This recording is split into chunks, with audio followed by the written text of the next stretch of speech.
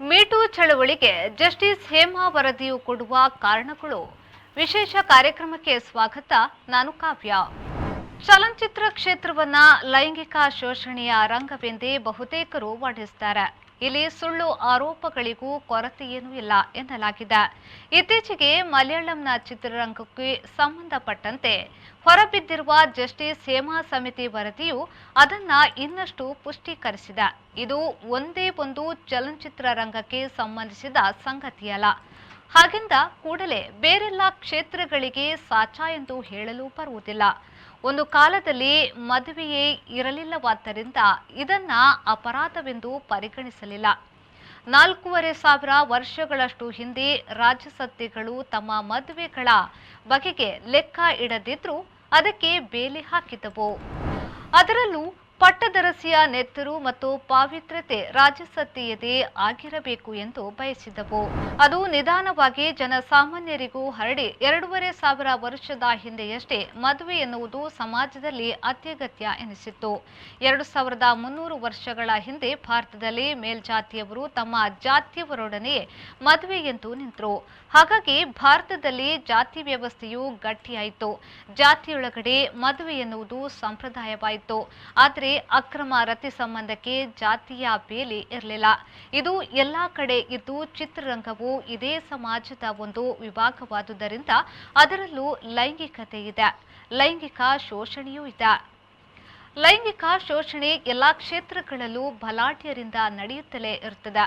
ಉತ್ತರ ಪ್ರದೇಶದಲ್ಲಿ ಹೆಚ್ಚು ಅತ್ಯಾಚಾರ ನಡೆಯುವುದು ದಲಿತ ಹೆಣ್ಣಿನ ಮೇಲೆ. ಹಾಗೆಯೇ ಅತ್ಯಾಚಾರ ನಡೆಸುವವರು 90% ಮೇಲ್ಜಾತಿಯವರೇ ಆಗಿರುತ್ತಾರೆ. ಅದನ್ನ ವೃತ್ತಿಗೆ ತೆಗೆದುಕೊಂಡಾಗ ಮೇಲಾಧಿಕಾರಿ, ಮಾಲೀಕ, ಕೆಲಸ ಕೊಡಿಸುವವ, ನಿರ್ವಾಹಕ ಎಂದು ಲೈಂಗಿಕ ಶೋಷಣೆಯು ಮುಂದುವರಿಯುತ್ತದೆ. ಹಾಗೆಂದ ಕೂಡಲೇ ಎಲ್ಲರೂ ಆ ರೀತಿ ಇರುತ್ತಾರೆ ಎಂದಾಗಲಿ ಎಲ್ಲರೂ ಲೈಂಗಿಕ ಶೋಷಕರೇ ಎಂದು ತಿಳಿಯಬೇಕಾಗಿಲ್ಲ.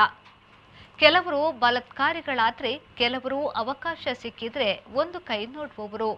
ಮಹಿಳೆಯರಲ್ಲೂ ಲೈಂಗಿಕ ಶೋಷಣೆ ಮಾಡುವವರು ಇರಬಹುದು.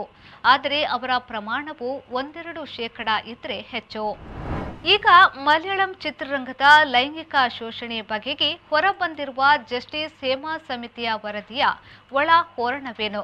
2017ರಲ್ಲಿ ಮಲಯಾಳಂ ನಟಿಯೊಬ್ಬರು ನೀಡಿದ ದೂರಿನಂತೆ ಕೊಚ್ಚಿಯಲ್ಲಿ ನಟರೊಬ್ಬರು ಆಕೆಯನ್ನ ಅಪಹರಿಸಿ ಲೈಂಗಿಕ ಹಲ್ಲೆ ಮಾಡಿದ್ದಾರೆ. ದಿಲೀಪ್ ಎಂಬ ನಟನ ಬಂಧನ, ಬಿಡುಗಡೆ ಇತ್ಯಾದಿ ನಡೆದು ಮಲಯಾಳಂ ಚಿತ್ರರಂಗವೇ ನಡುಗಿತ್ತು. ಚಿತ್ರರಂಗದ ತಂತ್ರಜ್ಞರು, ನಿರ್ದೇಶಕರು, ನಿರ್ಮಾಪಕರು ಈ ಬಗೆಗೆ ತನಿಖೆ ನಡೆಸುವಂತೆ ಒತ್ತಾಯಿಸಿದ್ರು.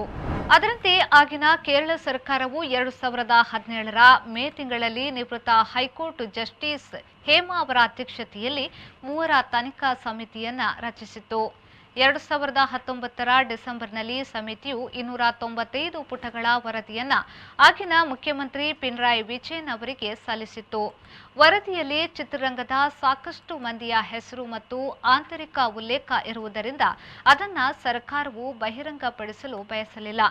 ಚಲನಚಿತ್ರ ರಂಗದಲ್ಲಿನ ಲೈಂಗಿಕ ಶೋಷಣೆ ಬಗೆಗೆ ಅಮೆರಿಕದ ಹಾಲಿವುಡ್ ಚಿತ್ರರಂಗದಿಂದ ಹಿಡಿದು ಜಗತ್ತಿನ ಎಲ್ಲಾ ಚಿತ್ರರಂಗಗಳಲ್ಲಿಯೂ ಸಾಕಷ್ಟು ವಾದ ವಿವಾದ ಇತ್ಯಾದಿಗಳು ಇವೆ. 1921ರಿಂದಲೂ ಹಾಲಿವುಡ್ನಲ್ಲಿ ಲೈಂಗಿಕ ಶೋಷಣೆಯ ಆರೋಪ ಮತ್ತು ಅವು ತಣ್ಣಗಾದುದು ಎಲ್ಲ ನಡೆದಿದೆ. ನಿರ್ದೇಶಕ ರೋಮನ್ ಪಾಲೆನ್ಸ್ಕಿ 13ರ ಬಾಲಕಿಗೆ ಮಾದಕ ದ್ರವ್ಯವನ್ನ ನೀಡಿ ಅತ್ಯಾಚಾರ ಮಾಡಿದ ಪ್ರಕರಣದಲ್ಲಿ ಕೋರ್ಟ್ ಶಿಕ್ಷೆ ವಿಧಿಸಿತ್ತು. 1977ರಲ್ಲಿ ಪಾಲೆನ್ಸ್ಕಿ ಯುಎಸ್ಎ ಬಿಟ್ಟೋಡಿದ. ನಿರ್ಮಾಪಕ ಹಾರ್ವೆ ವೆನ್ಸ್ಟೈನ್ 80 ಹೆಣ್ಣುಗಳ ಲೈಂಗಿಕ ಶೋಷಣೆ ಮಾಡಿರುವುದಾಗಿ 2017ರಲ್ಲಿ ಆರೋಪ ಬಂತು. ಇದು ಮುಂದೆ ಮೀಟೂ ಮೂವ್ಮೆಂಟ್ಗೆ ದಾರಿ ಮಾಡಿತ್ತು. ಅದು ಭಾರತದ ಚಿತ್ರರಂಗದಲ್ಲೂ ಪ್ರತಿಧ್ವನಿಸಿತ್ತು. ನಟ ಅರ್ಜುನ್ ಸರ್ಜಾರಿಂದ ಹಿಡಿದು ಹಲವು ನಾಯಕರ ನಟರ ಮೇಲೆ ಹಲವು ನಟಿಯರು ಮೀಟೂ ಆಪಾದನೆಯನ್ನ ಮಾಡಿದ್ರು. ಒಂದಷ್ಟು ಮಟ್ಟಿಗೆ ಕೋರ್ಟ್ ವಿಚಾರಣೆ ಎಂದೆಲ್ಲ ನಡೆದರೂ ಕೊನೆಗೆ ಏನೂ ಆಗಲಿಲ್ಲ. ಹಾಲಿವುಡ್ನ ಮೊದಲ ಲೈಂಗಿಕ ಶೋಷಣೆಯ ಆರೋಪವು ಕಮಿಡಿಯನ್ ಫ್ಯಾಕ್ಟಿ ಅರ್ಬಕಲ್ ಮೇಲೆ ಬಂದಿತ್ತು. ನಟಿ ವರ್ಜೀನಿಯಾ ರಾಪ್ ಮೇಲಿನ ಲೈಂಗಿಕ ದಾಳಿಯ ಪ್ರಕರಣ 1921ರ ಸೆಪ್ಟೆಂಬರ್ 5ರಂದು ದಾಖಲಾಗಿತ್ತು. ಕುಡಿಸಿ ಅತ್ಯಾಚಾರ ಎಂದು ದೂರು. 3ನೆಯ ವಿಚಾರಣೆಯಲ್ಲಿ ಅರ್ಬಕಲ್ ಕ್ಷಮಾಪಣೆ ಕೇಳಿ ಬಿಡುಗಡೆಯಾದರೂ ಆತನ ಚಿತ್ರ ಜೀವನ ಕೊನೆಗೊಂಡಿತ್ತು. ಪೆಟ್ರೇಷಿಯಾ ಡಗ್ಲಾಸ್ ಪ್ರಕರಣದಲ್ಲಿ ಮೆಟ್ರೋ ಗೋಲ್ಡ್ವಿನ್ ಮೇಯರ್ ಸ್ಟುಡಿಯೋದವರು ಆಕೆಯನ್ನ ಕಪ್ಪು ಪಟ್ಟಿಗೆ ಸೇರಿಸಿ ಕೆಲಸ ಕಳೆದರು. ಅನಂತರ ಆಕೆ ರಾಜಿಗೆ ಬರಬೇಕಾಯಿತು.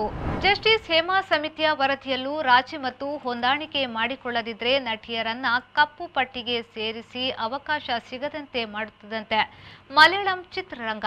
ಅಲ್ಲದೆ ಕ್ರಿಮಿನಲ್ಗಳು ಧಾರಾಳವಾಗಿ ಕಪ್ಪು ಹಣದ ಮೂಲಕ ಚಿತ್ರರಂಗವನ್ನ ಆಳುತ್ತಾರಂತೆ. ಚಲನಚಿತ್ರ ನಿರ್ಮಾಣಕ್ಕೆ ಬಹಳ ಹಣ ಬೇಕಾಗಿರುವುದರಿಂದ ಕಪ್ಪು ಹಣ ಬರುತ್ತದೆ. ಕಪ್ಪು ಹಣದೊಂದಿಗೆ ಕ್ರಿಮಿನಲ್ಗಳು ಬರುತ್ತಾರೆ ಎನ್ನುವುದು ಚಲನಚಿತ್ರರಂಗದ ಒಂದು ದೊಡ್ಡ ಕಪ್ಪು ಅಧ್ಯಾಯವಾಗಿದೆ. ಹಾಲಿವುಡ್ನಲ್ಲಿ Woody Allen, Bryan Singer, Jeffrey Jones ಎಂದು ಹಲವರ ಇಂತಹ ಪ್ರಕರಣಗಳು ಇವೆ. ಜಸ್ಟಿಸ್ ಹೇಮಾ ವರದಿಯ ಬಗೆಗೆ ಮಾಹಿತಿ ಹಕ್ಕಿನಡಿ ಅರ್ಜಿ ಸಲ್ಲಿಸಿದ ಮೇಲೆ ವರದಿಯು ಒಂದಷ್ಟು ಭಾಗ ಹೊರಬಿದ್ದಿದೆ. ಈಗ ಇದರ ಮೇಲೆ ಸಾರ್ವಜನಿಕ ಹಿತಾಸಕ್ತಿಯ ಅರ್ಜಿ ಸಲ್ಲಿಕೆಯಾಗಿದೆ.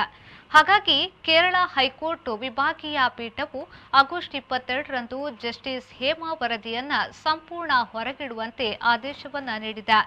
ನ್ಯಾಯಾಧೀಶರುಗಳಾದ ಎ ಮೊಹಮ್ಮದ್ ಮುಸ್ತಫಾ ಮತ್ತು ಎಸ್ ಮನು ಅವರಿದ್ದ ಪೀಠವು ಈ ವಿಷಯದಲ್ಲಿ ರಾಜ್ಯ ಸರ್ಕಾರವು ಮುಂದಿನ ಕ್ರಮ ಕೈಗೊಂಡಿಲ್ಲವಾದ್ದರಿಂದ ಸಂಪೂರ್ಣ ವರದಿಯನ್ನ ಬಹಿರಂಗಪಡಿಸುವಂತೆ ಹೇಳಿದೆ. ಹೆಣ್ಣು ಮಕ್ಕಳಿಗೆ ಚಲನಚಿತ್ರರಂಗದ ಎಲ್ಲಾ ಕ್ಷೇತ್ರಗಳಲ್ಲೂ ಕಡಿಮೆ ಸಂಭಾವನೆ ನೀಡುವುದು, ಹೆಣ್ಣು ಮಕ್ಕಳಿಗೆ ಚಿತ್ರೀಕರಣದ ವೇಳೆ ಮೂಲಭೂತ ಸವಲತ್ತು ಒದಗಿಸದಿರುವುದು ಹೇಮಾ ವರದಿಯಲ್ಲಿ ಇದೆ. ಮುಖ್ಯವಾಗಿ ನಾಯಕ, ನಟರು, ನಿರ್ದೇಶಕರು, ನಿರ್ಮಾಪಕರ ಕಡೆಯವರು ಕುಡಿದು ಬಂದು ಮಧ್ಯರಾತ್ರಿ ಬಾಗಿಲು ತಟ್ಟುವ ಹಿಂಸೆ ಮಾಮೂಲು ಎನ್ನಲಾಗಿದೆ. ಎಲ್ಲ ಚಿತ್ರರಂಗಗಳು ಗಂಡುಗಳ ಹಿಡಿತದಲ್ಲಿವೆ ಮತ್ತು ಹೆಣ್ಣುಗಳನ್ನ ಅಲ್ಲಿ ಬಳಸಿಕೊಳ್ಳಲಾಗ್ತದೆ, ಎಸೆಯಲಾಗ್ತದೆ ಎಂಬ ದೂರು ಸಹ ಇದೆ. ರಾಜಿ ಇಲ್ಲದೆ, ಹೊಂದಾಣಿಕೆ ಇಲ್ಲದೆ ಚಿತ್ರರಂಗದಲ್ಲಿ ಹೆಣ್ಣಿನ ಬದುಕು ಕಡು ಕಷ್ಟ ಎಂದು ಹೇಳಲಾಗಿದೆ. ಇದೇ ಹೊತ್ತಿನ ವಿಶೇಷ ಸುದ್ದಿ. ನಿರಂತರ ಸುದ್ದಿ, ಮಾಹಿತಿ, ಮನೋರಂಜನೆಗಾಗಿ ನೋಡ್ತಾ ಇರಿ ವಿ4 ನ್ಯೂಸ್.